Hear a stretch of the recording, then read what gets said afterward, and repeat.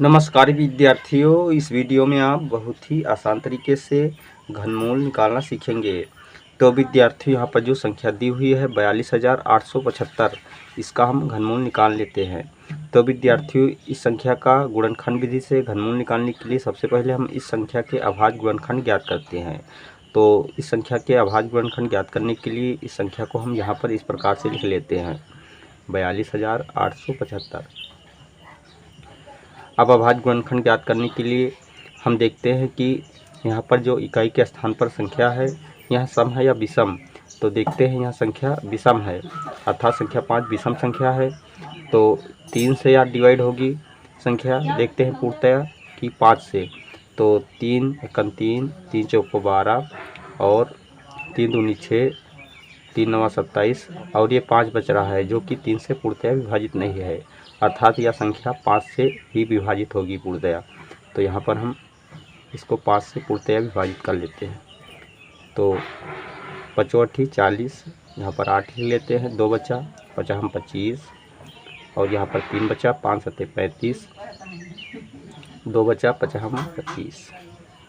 अब पुनः 5 से भाग करते हैं, तो 5 एकम 5, 3 बचा, 35 हुआ, 5 सत्ते 35, 5 एकम 5 और यहाँ पर 2 बचा, 25। पुनः 5 से विभाजित करते हैं, तो 5 3 15 और यहाँ पर बचा 2, तो हुआ 21, 5 चौको 20 और 1 बचा, 5 3 15। अब हम देखते हैं कि संख्या 343 जो है, यह 5 से पूर्णतया विभाजित नहीं होगी, यह केवल 7 से ही विभाजित होगी पूर्णतया। तो यहाँ पर हम 7 लिख लेते हैं।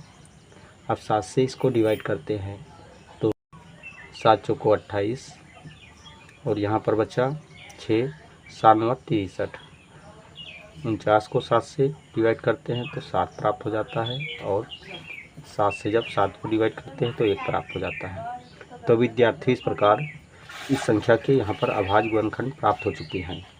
अब हम इन अभाज्य गुणनखंडों को यहाँ पर इस प्रकार से लिख लेते हैं, बराबर का चिन्ह लगाकर क्यूब रूट का चिन्ह लगा देते हैं इस तरह से।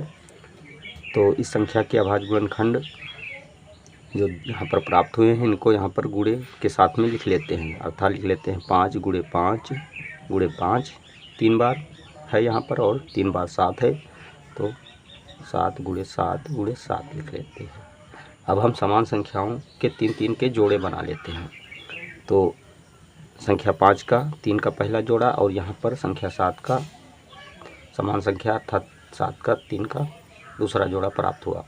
अब हम इन जोड़ों में से एक एक संख्या निकाल लेते हैं और गुणे के रूप में लिख लेते हैं। तो पहले जोड़े से 5 को यहाँ पर निकाल लेते हैं गुणे का चिन्ह लगाकर, दूसरे जोड़े से 7 को निकाल लेते हैं।